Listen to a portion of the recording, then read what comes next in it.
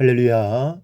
사랑하는 대강의 가족 여러분, 오늘 하루도 하나님의 말씀과 동행하는 삶이 되길 소망합니다.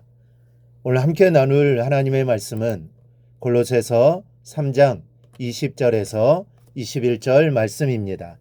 자녀들아, 모든 일에 부모에게 순종하라. 이는 주 안에서 기쁘게 하는 것이니라. 아비들아, 너희 자녀를 노엽게 하지 말지니 낙심할까 함이라. 아멘. 미국의 유명한 가정의학자요 상담가인 이 제임스 답스는 미국의 민주주의적 교육이 부분적으로 크게 실패하고 있다라고 지적하면서 그 실패의 원인에 대해 이렇게 말했습니다. 이제까지 미국의 교육은 자율성을 강조해왔다.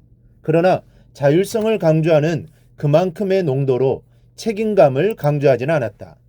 또한 우리는 독립성을 강조했지만 독립성 못지않게 중요한 권위에 대한 순종을 가르치는 일에는 완전히 실패했다.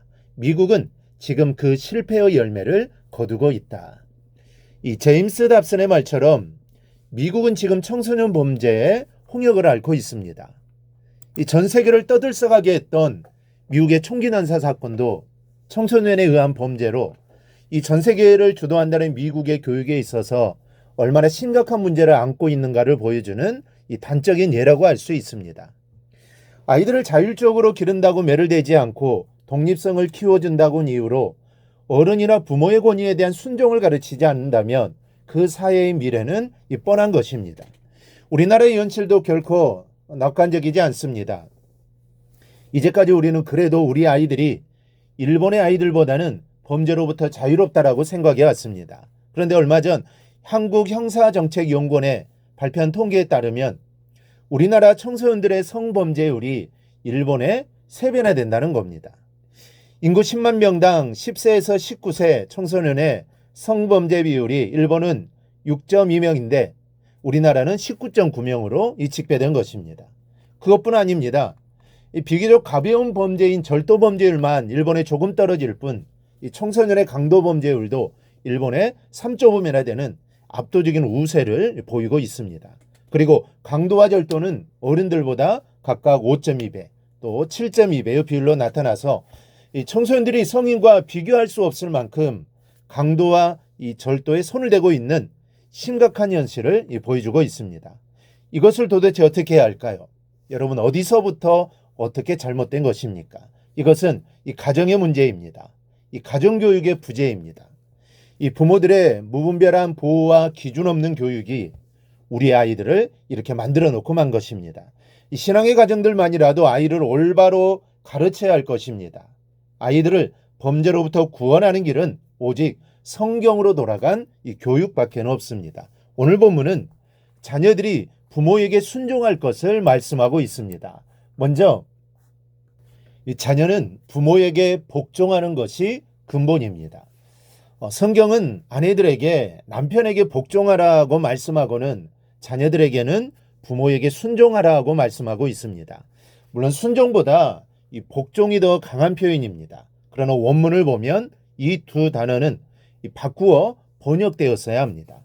이 자녀들에게 순종하라 할 때의 히파쿠에테는 아내들에게 복종하라 할 때 쓰였던 히포타세트보다 훨씬 더 강한 절대적이며 지속적인 순종을 의미하기 때문입니다. 이 남편에 대한 아내의 순종은 가정 내 질서를 위한 자발적인 순종입니다. 그러나 자녀들의 부모에 대한 복종은 이와는 전혀 다른 개념입니다. 자녀는 가정의 질서를 유지하기 위해 순종하는 것이 아니라 하나님께서 세우신 부모의 권위를 인정하는 차원에서 부모에게 복종해야 합니다. 성경은 부모에 대한 순종과 하나님에 대한 순종을 같은 단어로 사용합니다.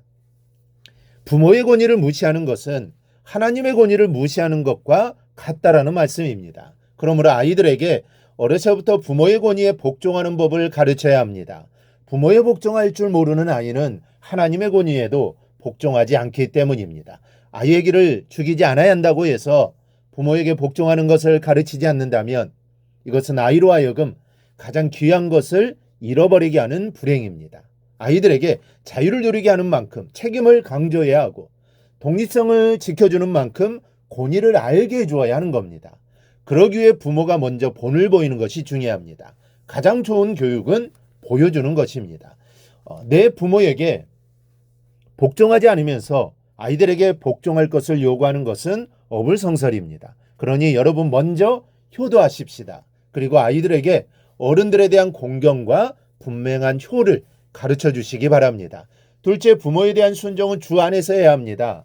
본문은 이렇게 말씀합니다. 이는 주 안에서 기쁘게 하는 것이니라. 이 부모가 도둑질을 해오라 한다고 그것까지 순종할 수는 없습니다. 부모도 사람이기에 이 잘못된 것을 요구할 때가 있는 것입니다. 그럴 경우 부모에 대한 순종이 하나님께 대한 불순종이 되는 경우에는 더 높은 권위자인 하나님께 순종해야 한다는 말씀입니다. 그러나 그럴 때라도 부모의 권위를 무시해서는 안 됩니다. 기본적인 순종의 자세가 흐트러져서는 안 됩니다. 다만 하나님의 뜻에 합당치 않은 그 일에 대해서만 겸손하게 거부할 수 있어야 하는 것입니다. 여러분, 자녀된 자는 부모 앞에 순종해야 합니다. 이것은 하나님의 요구입니다.